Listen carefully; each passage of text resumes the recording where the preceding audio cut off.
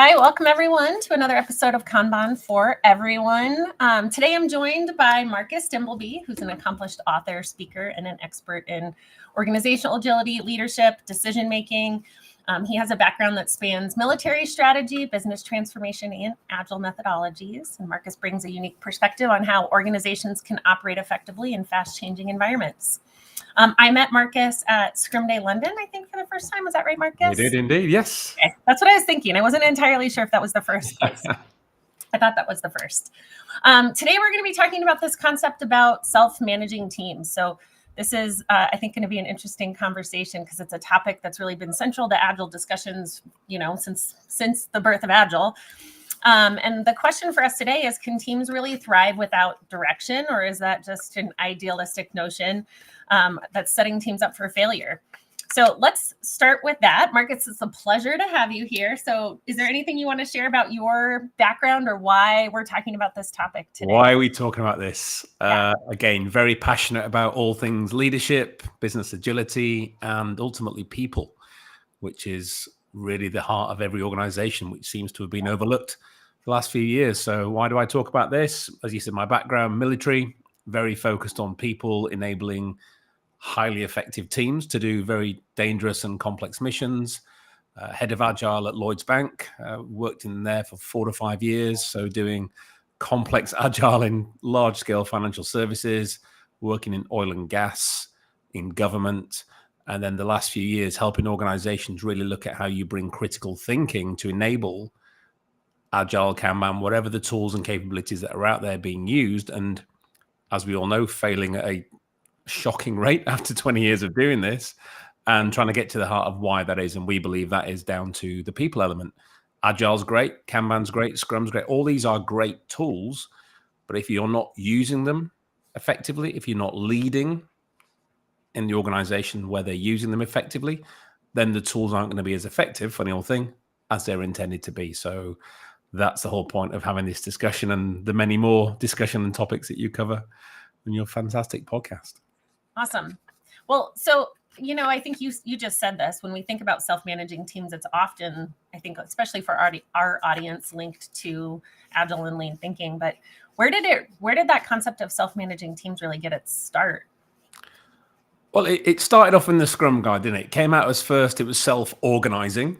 Mm-hmm. And then it evolved. I think 2020 update had the transfer to self-managing, mm-hmm. which people tend to jump on the bandwagon with. They think, oh, we're now in charge. We don't need management. We don't need leadership. We are, quote, self-managing. And I think that's probably the root cause of a lot of the problems that stem from that, because what is it actually meaning? The whole premise behind this is that you've got the autonomy, the responsibility to make decisions about how the work that you're doing is done. Yeah. Right? It's not directed. So internally, you decide who does what, when, and how, as per the guide.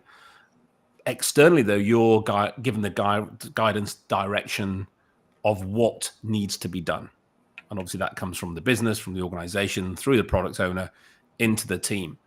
So I think first off, there's this misnomer, misunderstanding, misinterpretation of we decide what we need to be doing. Well, that's not how business works, and understand where you sit in the order of an organization. You are there to create value for the client, for the customer, deliver an outcome, and the outcome required is going to come from the top. That's just the nature of the beast. And I think we have to clearly understand that. So a lot of it comes down to misunderstanding of the term. Yeah. What does self-managing mean? And that falls on the Scrum Master to educate the team as one of the core capabilities. And it's a number one bullet on their roles and responsibilities within the Scrum Guide. Yeah, I totally agree with you. And I think you could even take that maybe a step further to say, for a lot of organizations, I think that the misinterpretation of what maybe self-management means to teams left managers in kind of a weird spot, because they're accountable to the rest of the organization for delivery or, growth of the team, growth of the bottom line for the business, but then they're being told that they're not supposed to direct the team. So I think that can create a lot of a struggle between the teams and the managers, with just confusion over who owns what. I want to talk a little bit about what you said there, though, too, around like it's not necessarily that the teams don't need leaders at all, but maybe what they need is more direction or more guidance or certain constraints. What are the things when you think about self-managing teams that have worked really well? What are the things that gave them those guardrails that help them be more successcal? That's a great question, and that's exactly what's needed. One of the things that we've evolved over time working with clients is something we call the 6 C's. 6 C's that lead to success. And the first one of those is clarity. And I think this is what's lacking in most organizations. And as you walk through the organization and the lower down you get, the less clarity there is. And when we talk clarity, from me, there's 2 perspectives. There's the clarity of the high level, the vision, the mission, the purpose, the objectives, the goals, the organization is striving to achieve. And where do you sit in that achievement? Where are you in that order? And in the military, we used to call it strategy to task. And I did this in working in oil and gas. I did this in the banking sector. Is every single ticket you're working on, whatever platform you're using, can you track that all the way back up to the strategic goals of the business? And in the big oil and gas company I worked in, we went in and did that, and 36% of the work couldn't be traced. And we were like, why are you doing this? And it was the absence of direction. And people didn't want to sit around idle. So the Good Ideas Club came together and they said, oh, well, let's try this. Maybe the customer would like that. All good intentions. But when you look at it, it wasn't achieving anything towards the goal of the business. And that's no fault on them. It was, again, the lack of direction. The clarity wasn't provided from the top. When you speak to the executives, they felt it was very clear. But obviously, once you get individuals on their own, you walk into any organizational C-suite or board, ask them what the company strategy is. On their own, they won't be able to tell you 9 out of 10 times. It's one of those things that's stuck on a wall somewhere, stuck on a website. And it's so important. And it almost gets this sort of glib, oh, we don't need that. We all know that and assume we know it. But when you look at it, nobody does. So if you don't know where you're going, why you're going there, what you're trying to achieve, how can you be expected to have the clarity of the structure of the organization and the focus? And then the next level is clarity. Ways, right? Sorry? We go back to that one real quick. I think that could even go both ways, because in some cases, I've seen organizations that do what you're describing really well, right? They've got that great visualization of the connection to the day-to-day work and the strategy. And like you said, when they see that 36% of their day-to-day work doesn't connect back up to strategy, the conversation can also be, is our strategy correct, right? Yeah. Are those things we said were important maybe 6 months ago or 12 months ago still the things we should be working on if our day-to-day work is pointing us in a very different direction? And so I think that clarity you're describing works in both directions when we're starting. Absolutely. And that's why it's so important. All of these things are data points. All of these things that are happening, it's not just your metrics you've got to look at. You've got to look at data from what's actually going on, because that's the best indicator to tell you, if the whole organization's going right, and your strategy meant everyone went left, there's something wrong there. Either a lack of communication or the strategy is so bad, the team decided to drag yourself away the other way because that's the right way to go. And we've seen this in the military, in history, and in many organizations. So are you getting that data and having that awareness? So do you have the clarity yourself on what is physically happening in the organization through the reporting? And then the flip side of the clarity is down at team level is the awareness. Do you have self-awareness? So do you have awareness of your roles, responsibilities? Do you have awareness of those around you? Do you have awareness of the problem that your team is being tasked to solve? The work you are being directed to do? What's needed to be done? When it's needed to be done by? Why you're doing it? Where does that piece fit into the bigger puzzle? And I think that level of clarity, when we go into organizations and do deep dives on this, scoring 0 to 5, nobody ever scores more than a 3 on first pass. Wow. And it's when you ask them beforehand, they'd all tell you they're a 4 or 5. It's that blind assumption that we all know what's going on, but because of a lack of many other things we'll talk about later, I'm sure, but the general top-down direction of understanding why you're here, what it is we need to do, who we're doing it for, when we need to do it by, the basic 5 W's, 1 H. All of that stuff that I find is so simple, so easy. Whether it's because of that, I don't know, but it doesn't get done. It's almost an assumption that it's all just happening by magic. But the first question you ask, people go, "Oh yeah, we don't really do. We haven't considered that." And you wonder why we are where we are. Yeah, definitely. Well, let's go to the next C. What's after clarity? Clarity comes capability. So again, we have all the clarity that we need to do this.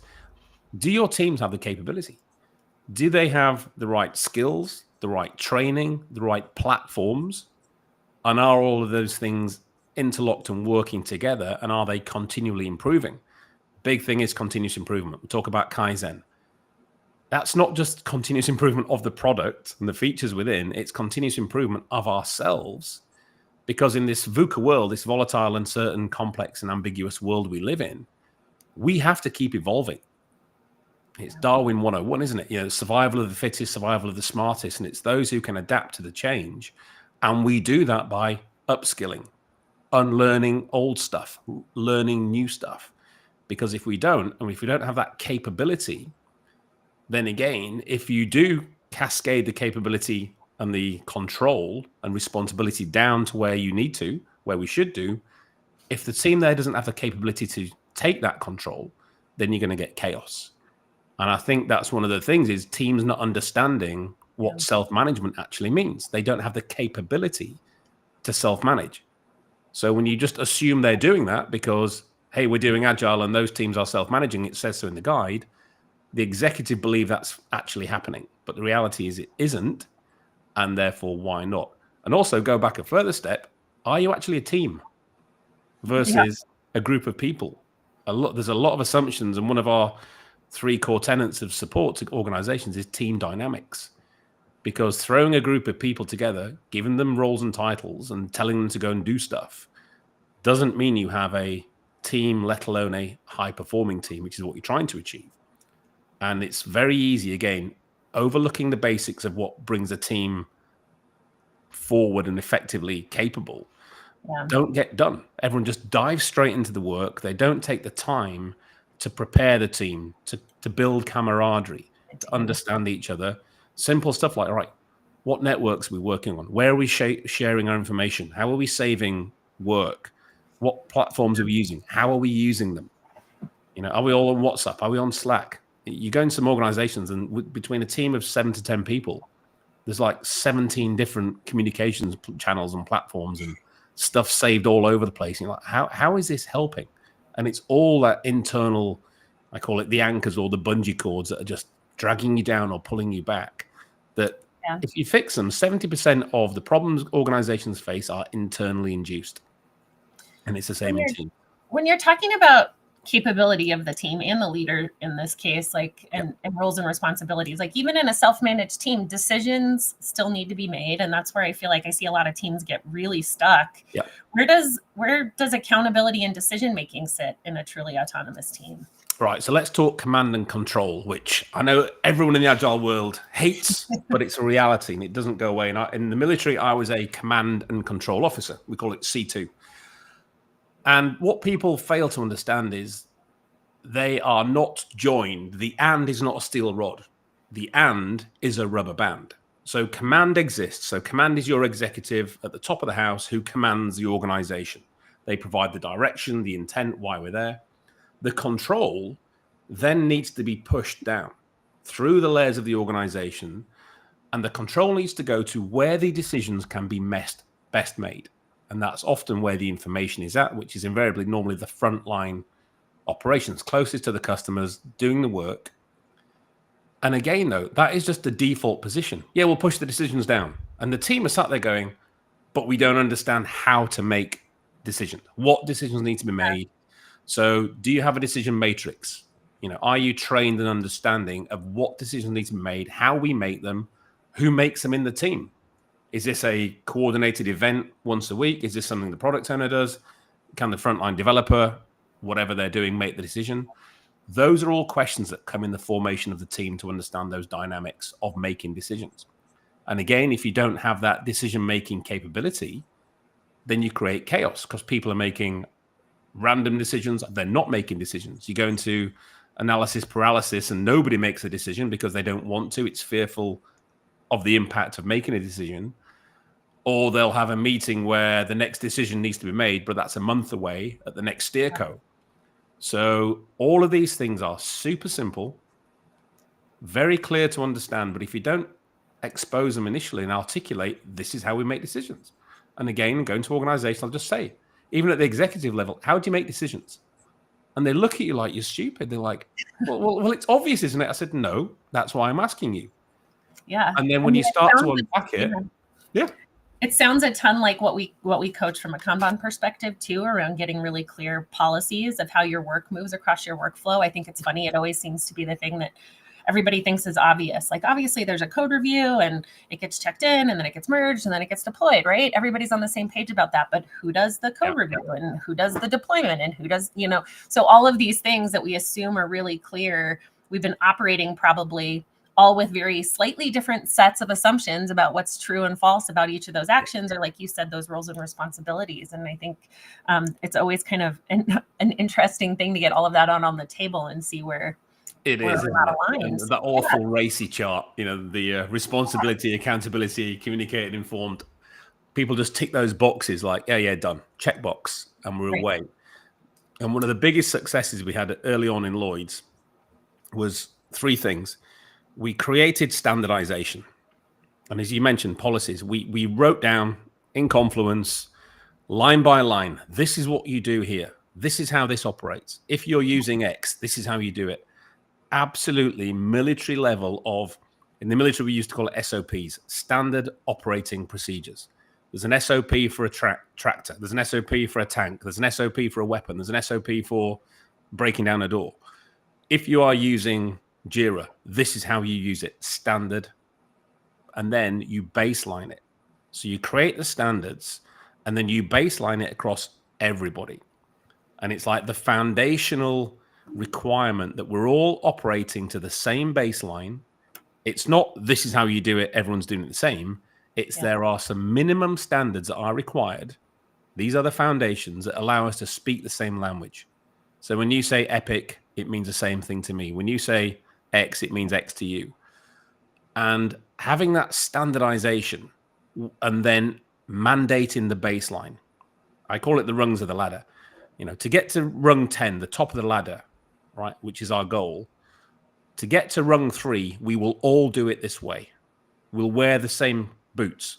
We'll use the same equipment. We'll speak the same language. We'll do it in these time frames. And then beyond that, once you've validated your capability, then you start to freestyle. Then you bring in that autonomy, that self-management that we're talking about. But if you don't do that, if 10 teams all go off in different directions without that formalization of the foundation, again, everybody starts chasing cats, then starts to herd the cats, and then you wonder why things can't get back in. And it's just so basic. But again, it's that, as you said it, the assumption this is happening. Right. And then you create the alignment across the whole organization.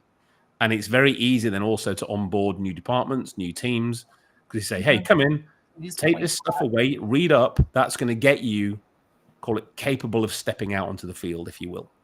I might be skipping ahead in our C's, but where does accountability fit into this? There's a lot of talk right now about who's accountable for delivery. Is it the team? Is it the scrum master? Is it the manager?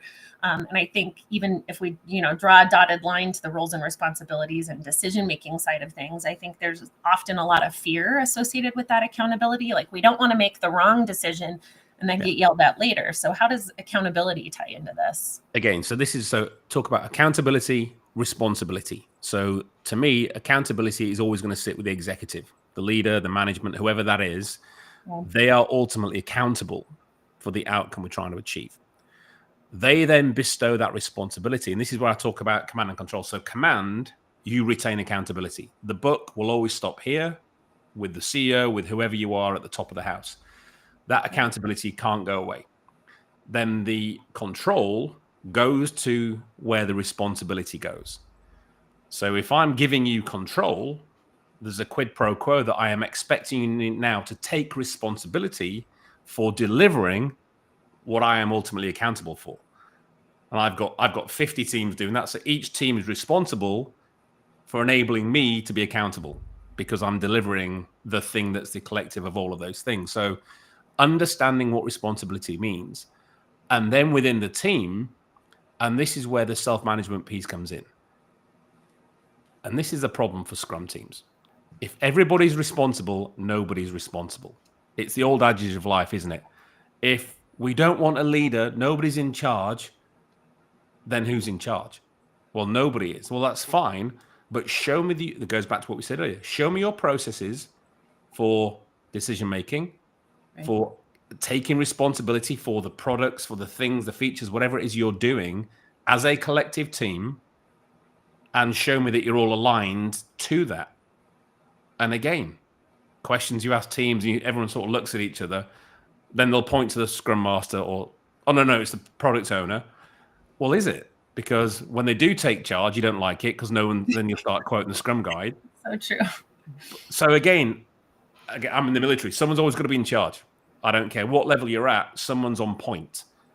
And if nobody's on point, then that is a collective, in-depth understanding of what that means.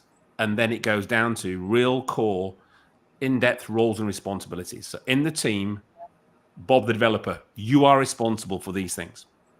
Steve, the BA, you're responsible. So everybody's got absolute clarity. And again, those things don't normally exist to the level needed to allow that immersed responsibility at the front line.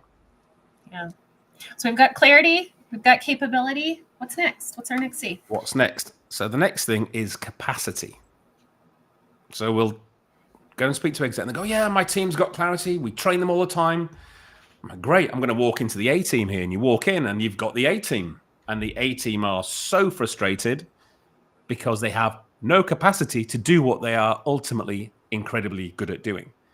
And then you find out why. And this goes back to the leadership. It's all very well saying, Team X, you're responsible for delivering this thing. Here's what we need. Here's what we need it by. How you do that is up to you. But what happens then? Just another thing. Oh, and another thing. Oh, and could you do this? Scope creep. Military, we used to call it mission creep. And that's where the capacity drain starts to block up. Again, oil and gas, we had this. I walked in to meet the team, and by Tuesday, their whole planning session was just out the window. Pointless. Right. So much thing came in. It literally was that I had a great fire hose picture, and it wasn't one fire hose. It was 3 fire hoses coming in to a group, just blowing them away. So we created a system there called the Icebox, because I was like, how are you managing this work? And they were like, well, we just do it because it's normally coming in from executive Susan or, CEO Bob.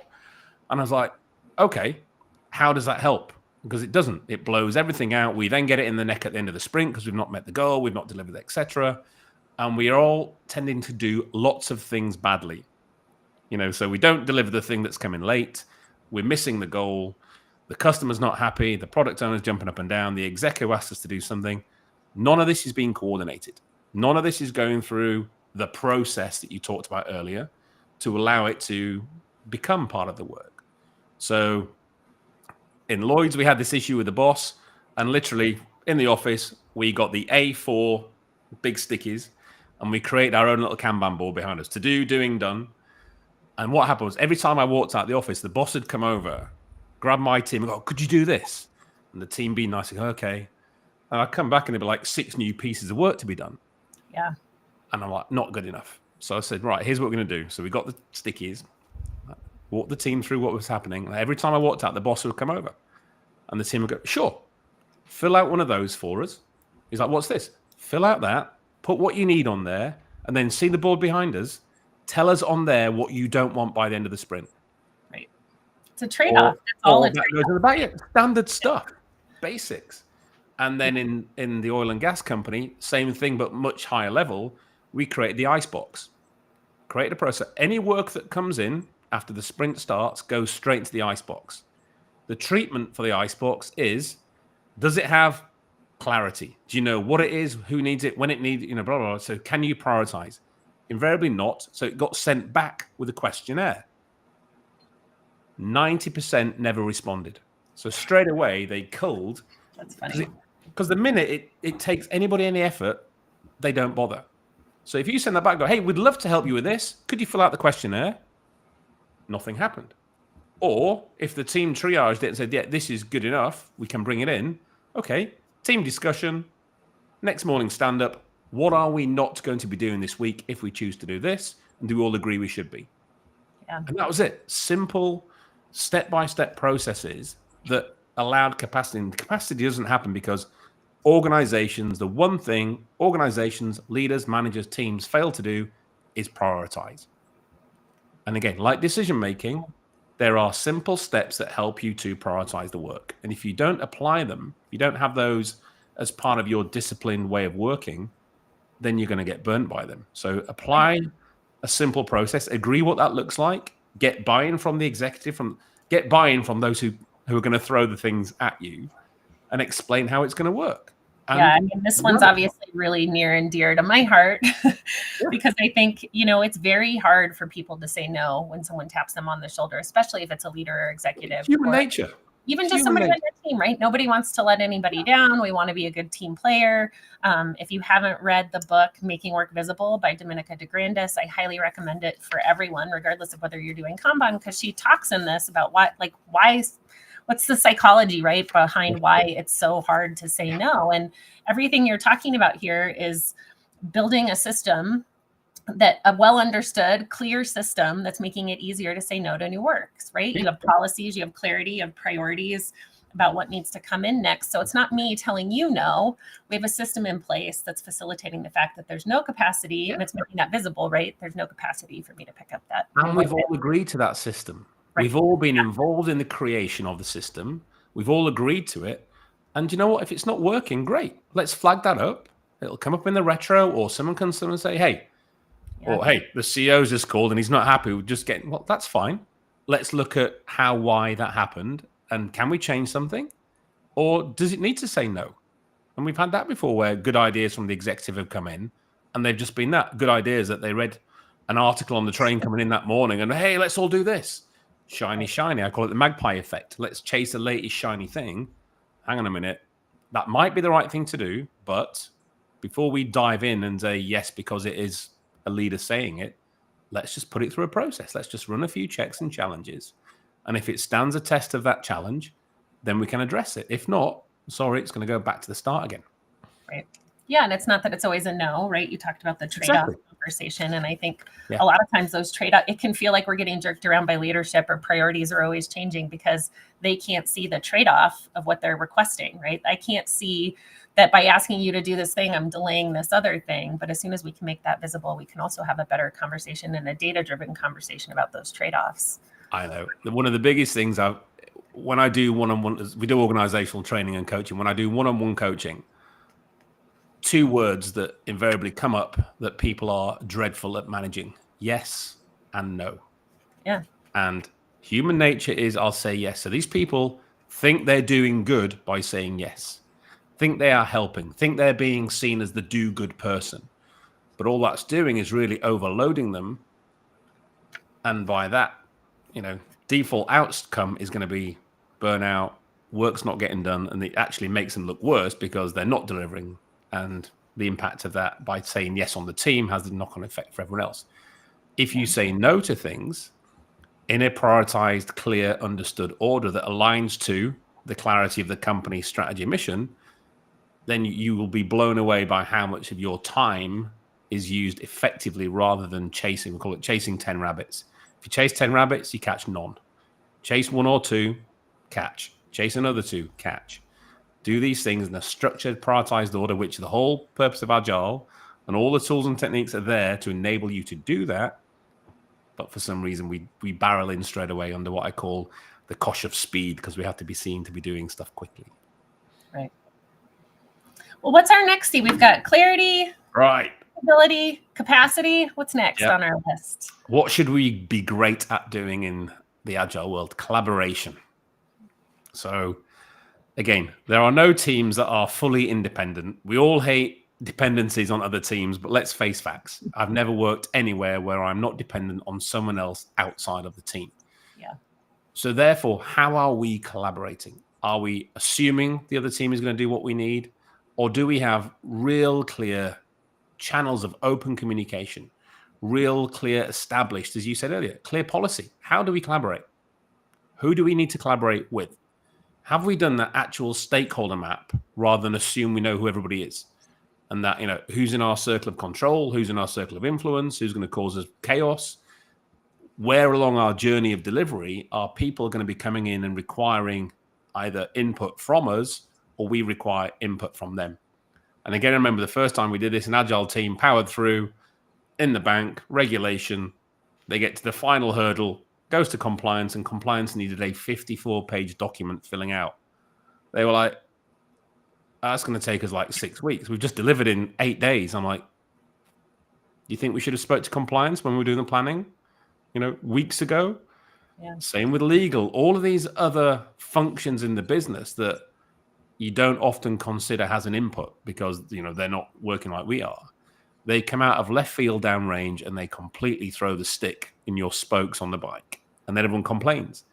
Again, you just failed to plan. You failed to map out who is involved. Where is the customer playing? When did you last speak to the customer?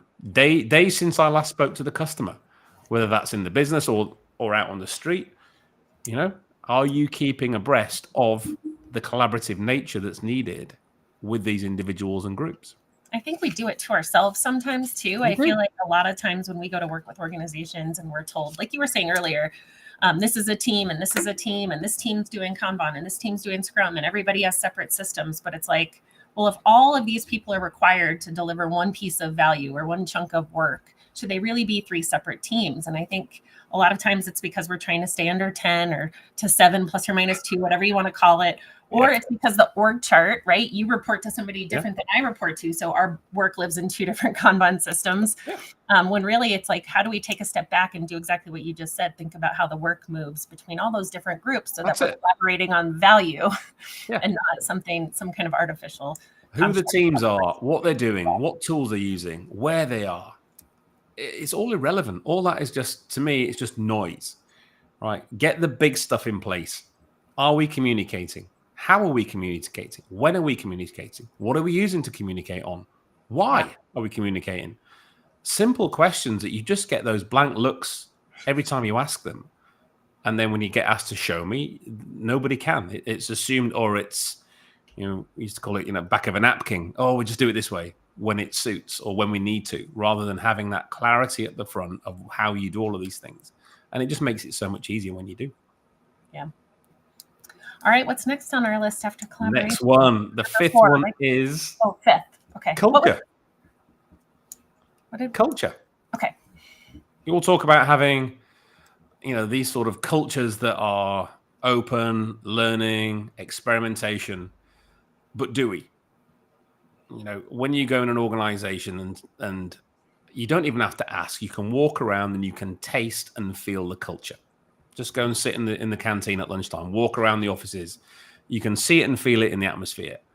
And if you've got a culture that enables psychological safety by default, so everybody can come in and challenge, speak up. If you've got a culture that's willing to enable learning and build that into the capabilities of the individuals and the teams, if you've got a culture that's willing to experiment, and if you're not, what are you doing? I always saw that mentality of waterfall delivery, but we're doing agile. Yeah. But if we're doing agile, the whole premise is we're in a complex domain, we're understanding and learning through experimentation, and some of those things are going to fail, but these can't fail. But that's the whole point.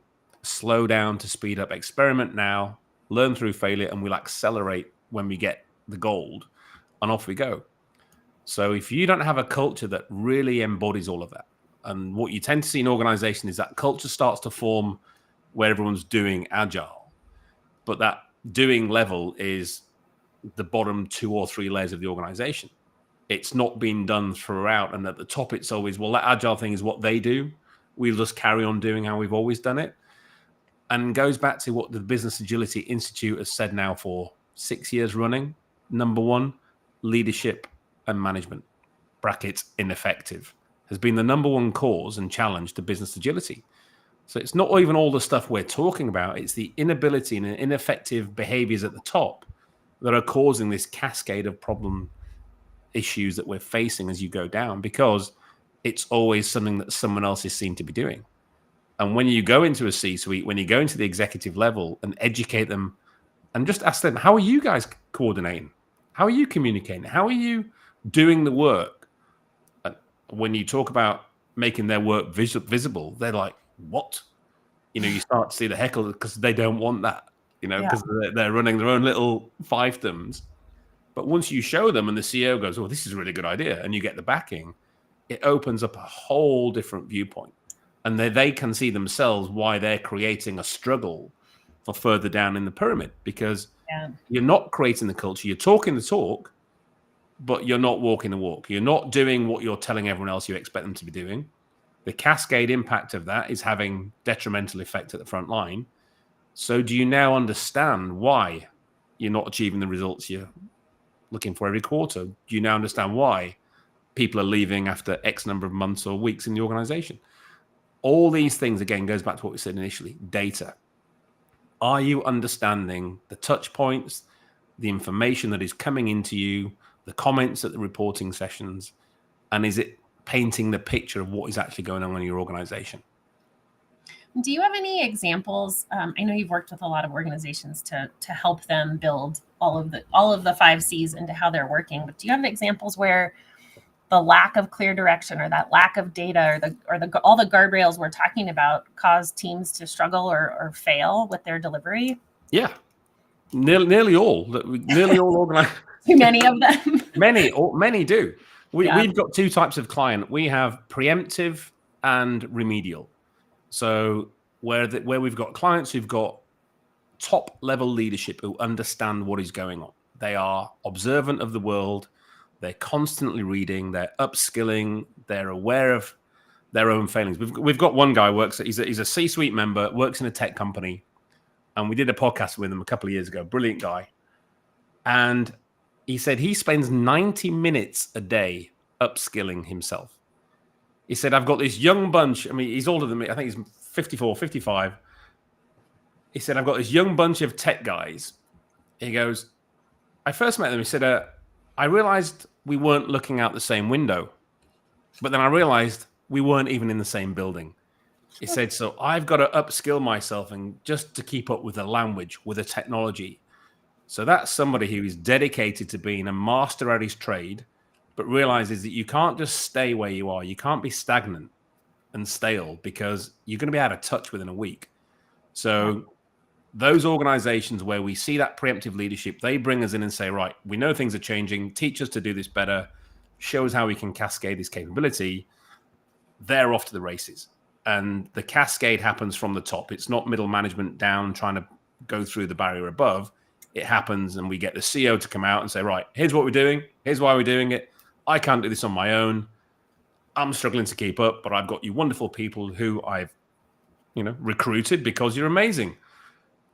Do what's needed. And here's how I want that to happen. So that's a really powerful, goes back to the effective leadership from the top down.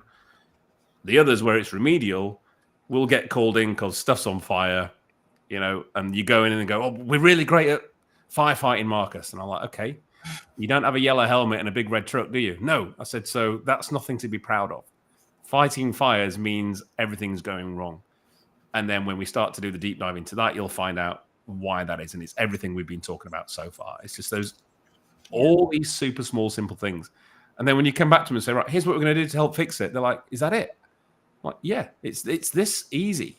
And they're like, wow. And it's almost like, we've forgotten the basics. We've all rushed ahead and we just overlook the most simple things that really is business school 101. You talked a little bit about, and I'm sure you see this a lot in big old organizations, right? Where like leaders have their fiefdom and they've worked their way into that position and they want to kind of protect that leadership role that they're in at all costs. Do you run into leaders where you're like, you are not suited to working this way, or here's a bunch of red flags that are telling me that this is probably not an environment that you're going to be successful in if the whole organization is moving towards more self-managing teams? Yeah, absolutely. So that will surface as we're going through the conversations and the analysis we're doing. And then that's when we move into the one-on-one coaching. So we'll end up doing the team level coaching. We'll do the executive directors, management teams kind of thing. You'll do group coaching at each of those levels. And then those individuals, without knowing that often, will pop up. Their behaviors will surface. They'll start to try and put the stick in the spokes. They'll start to try and sabotage it. But if you've got the direction from the top, and I remember we had one CIO stood up, he said, the agile bus is leaving. He goes, you have 3 options. He goes, you can get on board and get all the support you need. You can be shown the door and supported on the way out, and we'll give you a good farewell write-up. But if it's not for you, that's okay too. Or you will go under it, because anybody dares to step in front of this and try and stop it, I will run over you. He goes, and this is where 18,000 people are going. And if you think you're big enough to try and stop that or throw sticks in the spokes, good luck. You will get run over. Wow. And I thought that was and everyone's like, I was like applauding quietly at the back thinking, that's what's needed. You need the absolute clarity and vision of where we're going. But also, hey, if you don't want to come along this journey, that's great. And then when I'm executive coaching, I can say, hey, Bob, remember that first day when Steve stood up and spoke about that, and then Sharon backed him up as a CEO? We're kind of at that position. So really, which of those 3 options do you actually want?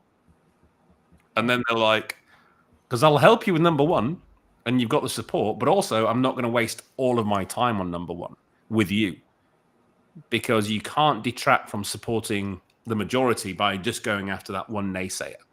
And some people just have to get off the bus, and that's okay. And we've had people who realize that. We were doing in Germany, we had a team where they were looking at the analysis of who can be the next succession for the C-suite. And they had 12 slots in 5 years, and they put 24 people through the program to say, right, at the end of it, who do you think is going to be the next 12? And 2 people actually quit during the 2 weeks of assessment, because we made it real. And they were like, is this what it's going to involve, being at that level? And we're like, yes. And they're like, oh, I'm out. I'm like, that's okay. Yeah. But it's giving people, the realization of what's expected and where they're stepping into, or what they should be doing if they're already in the role, and then giving them the options. You're not making that required capability. That's okay. So there's an option here. Do you want to step off, or do you want to get support for a period to go forward? If you want to step in front of it, that's on you. I'm out, and you're going to get run over. So, yeah, you get all sorts. But again, none of this is difficult. It's We've got breaking it down, understanding, and seeing why.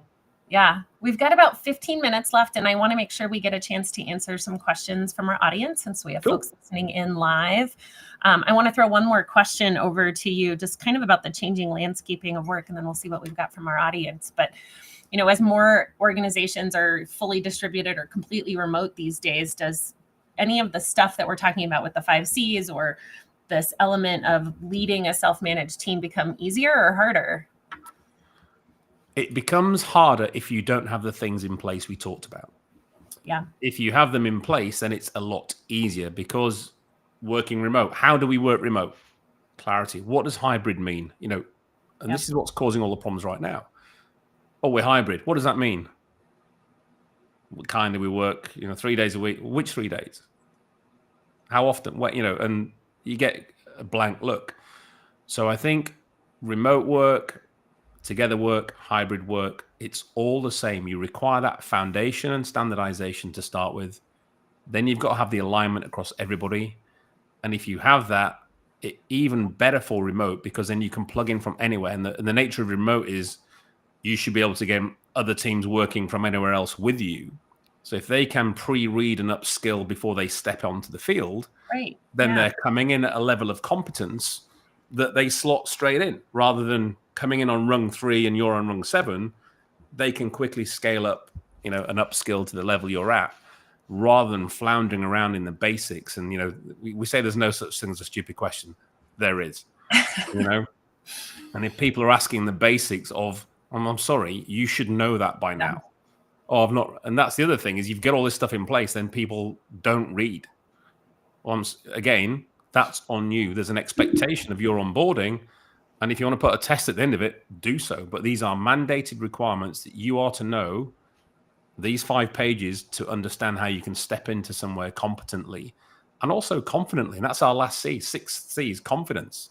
Do all of these things, and people have the confidence to do what's needed. They have the confidence to challenge. They have the confidence to make decisions. They have the confidence to take responsibility. And if you do that, you're off to the races. One of the very first management roles I had was of a team that I had been on for a few years, right? The manager retired. They opened up hiring for the role. I got promoted. And I was super excited, but it was really hard because these were my peers, right? And so what is your recommendation in those situations where now you're the manager of a group of peers and you need this structure and clarity and all of these systems in place, and maybe they weren't there when you were part of the team? Be open. There's all this show vulnerability. I'm not on for that stuff. Nobody wants a weak leader. Have humility is what's required. So if you're and it doesn't matter whether you're peers, whether you're new walking into an organization, whether you're leading soldiers into combat. If you have some humility that, hey, this is what we're asked to do. This is what I'm being asked to do from above. This is what we need to do as a team. As I said, and this is what this CEO said, he goes, I don't know how to do this. This is beyond the wit of a single individual, which is the nature of the beast today. Nobody can do this. Hence why I've got an amazing team. So I am going to, what's that other awful word? Empower you. You know, again, a word that's used often, but in reality, are you empowering people? But do it properly. That team is empowered to make decisions, to prioritize their work, to be responsible for what they need to do, to challenge you. The decisions you're making, the team can quite happily challenge you. And again, you can create systems and processes and steps that allow that all to happen. All the basic tools and techniques of applied critical thinking allow anonymity, psychological safety, effective challenge, all the good stuff that everyone thinks comes with the agile mindset and what a Scrum team does. But it doesn't. And when you go in there and watch it operating, all of those things aren't happening, but everyone assumes that they are. And therefore the leader at the top's frustrated and they're not getting kept in the loop. So my advice is, if that's you, enable the team to do what's required, empower them to do what we talked about, make decisions, be accountable, take the control, and also be there for them. Spotlight when they do things well, take the spears when things go bad. And that's leadership 101. You know, if you're blaming the team and then taking all the glory, that's not going to last. It really isn't. You're going to get a very bitter and twisted team for good reason if those behaviors have been exhibited. So again, the shadow of leadership casts far and wide. So just be aware of what that shadow looks like and how you're influencing people below that. Because you talk to Gallup now, 70% of people have their manager as the biggest impact on their lives. When you look at the assessment of global disengagements at 23%, 77% of people are disengaged at work. That's 87% in Europe, only 13, the lowest in the world. And when you talk to them, 70% said the biggest impact on all of that is the actions of their manager. So if you're in that privileged position, and it is a privilege to lead and manage people, you have a huge responsibility. You are a parent to multiple kids. You know, you've got a lot of responsibility and accountability to them. And this is where being the coach, being the support, being the parent, everything you need to be, it's multi-hatted. So that's my advice. And do it with humility. Yeah. Well, I want to circle back to the question from the very beginning, Marcus. Do you think that given all the things we've talked about, traps to avoid that you just walked through, can teams truly be self-managing? Yes, absolutely. Okay. If they have the clear direction from above and understand 5 W's, 1 H, who, what, why, where, when, how, and then the teams themselves are prepared, upskilled, and understand what it means, rather than just, hey, it's in the guide, this is what we are. And then you execute, I think you can absolutely be 100% successful. And we've proven that with our clients. Awesome. Well, I don't see any questions here from the audience. Does anyone have any questions for Marcus before we wrap up today? Stump them. That's the goal. We're trying to stump Marcus today. Bring it on. What's next for you, Marcus? Where can people find you? What's next for me? You can find me on LinkedIn, Marcus Dimbleby. There is only one. I've got the weird, one of those fortunate weird names that comes to life later when you don't need everybody replicating. You can find us at effectivedirection.com. Either of those two places where I'm pretty prevalent on LinkedIn.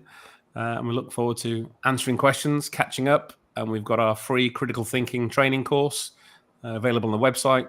Come along, join up, and learn some of these really simple tools and techniques I've been talking about that helps you as a leader effectively engage your teams, and you as an individual challenge effectively as well. Awesome. Well, thanks so much, Marcus. And will you be at Scrum Day London this June? I will. Nice. See you there. Yeah, we'll see you there. Thanks, everybody who joined us today. Our next Kanban for Everyone will be another Beyond the Board series, where we'll be talking with somebody about their stories from implementing Kanban. Oh, it looked like, was there a question up there? Some questions coming in. Let's see. So I'll let you read through that one, Marcus. Yeah, so what I understand, having a working agreement in place, delegation is clear, defining the culture to foster psychological safety are the basis for creating the self-managed team. This is what I understood from the conversation. I understood from the time I joined the session. Is there anything more than that? Nope.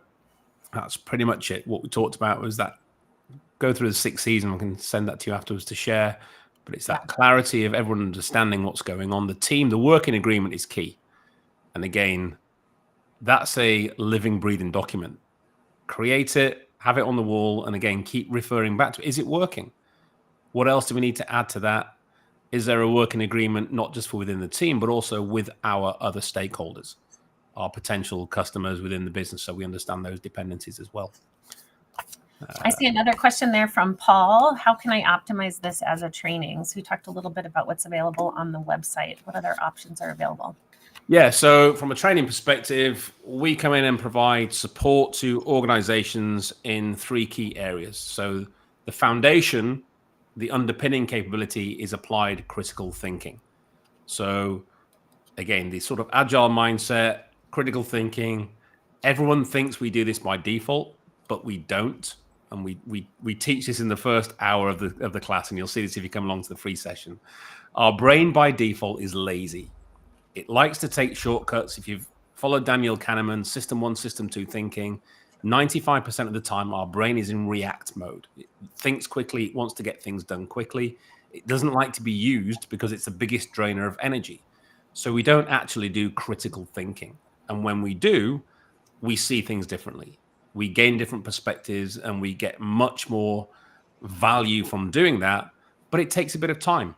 And we're talking half an hour versus 3 seconds. So that to me comes down to our great mantra of slow down to speed up. If you take 1 hour to get the team together to do some critical thinking on a problem or on a solution assessment, how you then accelerate afterwards will be rapid, and the wheels will stay on. If you don't do that, you'll still accelerate, but you'll find the wheels at some point will come off, which is often, well, not often, it's what we see more often than not. The case Back of the getting hit by the agile bus. Absolutely, yeah, the agile bus, without a doubt. So we do that as a foundation, and then we look at team dynamics. So taking that working agreement to the next level, how do you actually become a high-performing team? What does it mean? Roles and responsibilities within that. And we take that team dynamics all the way up to the board. Again, draw the pyramid. Where's leadership? Everybody looks up. Where's teams? Everybody looks down. Teams are all the way up. So if no use having an amazing frontline team, management teams, if your C-suite isn't a team, spoiler alert, most of them aren't, they're a group of individuals with their own agendas, right? Then you're not going to get that cascade of capability. So we take the team dynamics all the way through the pyramid. And likewise, the other side is adaptive leadership. So where is leadership at the top? Are those leaders at the top being adaptive? i.e., are they able to be responsive and flexible enough within the world we're operating in today to allow you below to operate at the pace and speed you need to do? And therefore, does that adaptability, tied nicely in with agility, cascade down through the organization? And again, we also teach leadership at all levels.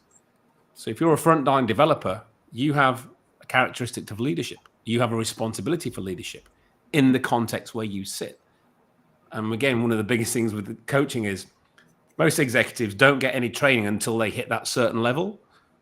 And I was like, he's like, oh, if only I'd had the training, because in the military, you get training at all levels. And I talked to execs and they're like, oh, if only I'd been trained as a manager on the leadership we're talking about now. So we do that now. If you train your junior staff on leadership, each time it levels up, by the time they do get to that potential C-suite or potential executive, they're competent, they are confident, they are capable because they've been lifted up. We had a client recently who had 6 high performers out of 12 who all got promoted to management roles leave within 2 months. And we got called in and he told me what happened. I said, I know why. I said, I'll finalize it, but I'll tell you right now why. No training.